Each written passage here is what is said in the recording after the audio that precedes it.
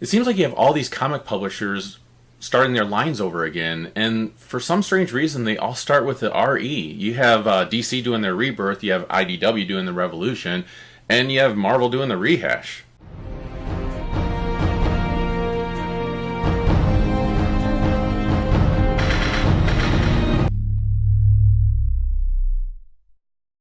Welcome to Star Joes. I'm your host Ryan, and today we're going to be covering Revolution number 1 by IDW. Now, Revolution number 1 is written by John Barber and Cullen Bunn, and its art is by Fico Ossio, or Fico Ossio. I apologize for not knowing how to pronounce your name there. What Revolution number 1 is, it's the start of really IDW in their comic line and Hasbro in their toy line, finding a way for all of these toy properties and franchises to come together into some forced ball of storylines. At least that's what I thought when I first heard about it. I mean, they are talking about doing this huge movie shared universe, and which is what everyone's wanting to do these days. But when I read Revolution number 1, I was a little surprised at how well they kind of tied things together without taking away some of the core things about these characters. When it comes to Revolution number 1, let me go over what licensed properties are coming together to make one cohesive story. So, for a long time, IDW had G.I. Joe and Transformers out there as far as storylines, and they did a crossover of those of sorts that I didn't really care for too much. But there was a lot of fans out there that did, and but I'm glad they're doing it this way now. So with Revolution number 1, you have all these licensed properties coming together. You have Transformers, G.I. Joe, Micronauts, ROM, and Action Man all being formed into a shared universe. And they do it pretty well. I was actually very pleased with this issue. Now, if you had the opportunity, there was a Prelude issue that went out there. Number 0 is like a Road to Revolution type story. And the stories that were in this issue, it was a free issue. The stories that went into this issue were actually in some of those other titles all along. Now, don't worry if you didn't get a chance to read that Prelude issue. You don't really need to know it for Revolution number 1. However, they do a nice job of actually putting it in at the back of Revolution number 1 for you. So, what I would recommend doing, it's one of the flaws I would say with this issue, is if you're going to give us that Prelude story, put it at the front of the story someone's about to read. Don't put it in the back. So with the Prelude issue, what it did is it kind of set up some of the tone of what was to come. You had G.I. Joe, a lot of the characters from G.I. Joe deciding what to do with the Cybertronian threat.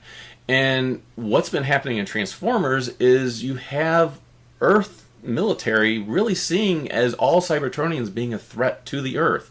And IDW's done a really good job of building that up over several years.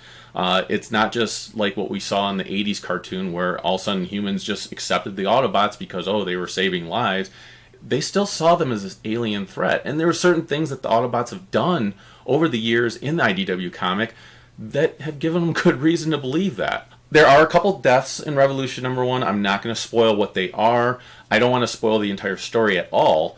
But it was a pretty good story, and I have to admit the art was really solid. I really enjoyed the art. There's a couple character designs that I didn't really care for. So when it comes to the art, like I said, it's very solid. I really do enjoy it. Again, another flaw that I saw in the art, and it's really tough to do, is there's a lot of scenes with rain in it. And it really that rain kind of took away from the art in some places. However, the rain was really important to the story and what was going on at the time.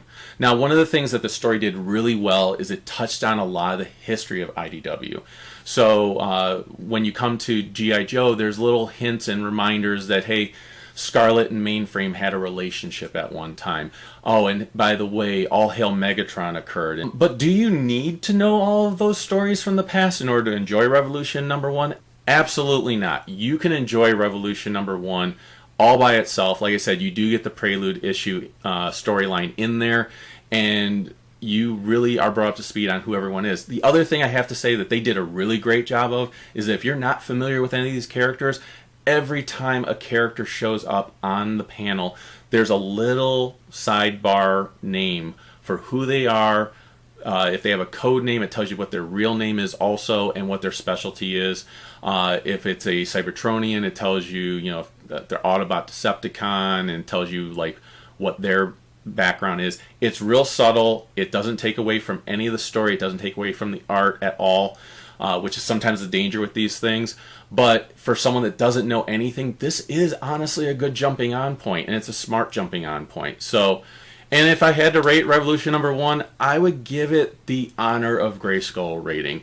It's not something that's going to blow your mind away, but at the same time, it is a really solid story, and it is a great jumping on point if you want to start enjoying this whole combining of all the different properties together. I'm hoping we'll see Visionaries when it comes to some of these comics as well. We're not going to see it for Revolution, at least as far as I know, but something we are going to see coming up very soon is M.A.S.K. And I didn't mention it earlier, but M.A.S.K. will also be part of the Revolution storyline. And that'll actually be the next comic that I cover with you guys. So let me know if you read Revolution number 1, and put it in the comments what you thought of it.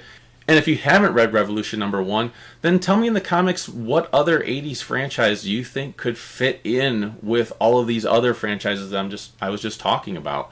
It doesn't necessarily have to be Hasbro. Maybe you think that Ninja Turtles fit in there. Maybe you think Gem fits in there. Tell me in the comments below what you'd like to see become part of this shared universe. With that, I'll go ahead and close by saying the Force will be with you, because knowing us is half the battle. Take care, everyone.